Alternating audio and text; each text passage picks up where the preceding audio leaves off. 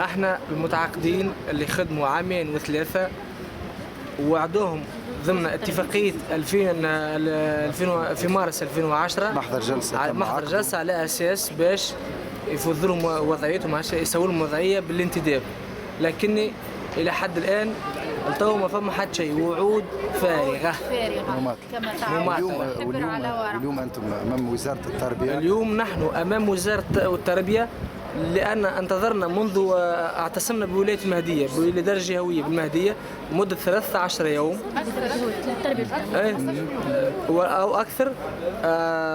قاموا بإرجاعنا بتسمية فقط دون عقود، وعدونا على أساس باش المدة هذه الكليكة مش يفضونا المشكلة نتاعنا، لكني لحد الآن التو ما فما حتى شيء.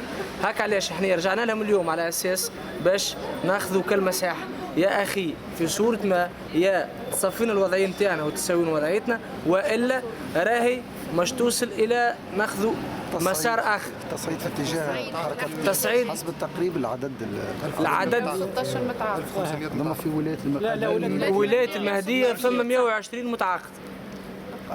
نتحدث على ولاية المهدية معناتها في الجمهورية بريسك بحد 1500. القادمين اليوم 22 ديسمبر 2011 الموافق اليوم والقادمين من ولاية المهدية حسب التقريب متجمعين لنا امام وزارة التربية حسب احنا تجمعنا عندنا لجنة تنسيقية، لجنة تنسيقية هي المتكلفة، لكن جات اللجنة ومعها بعض الأعضاء، الباقي بقية معناتها ما يمكن يلتحقوا، يمكن غدوة، يمكن ما عرفش حاجة كيكا.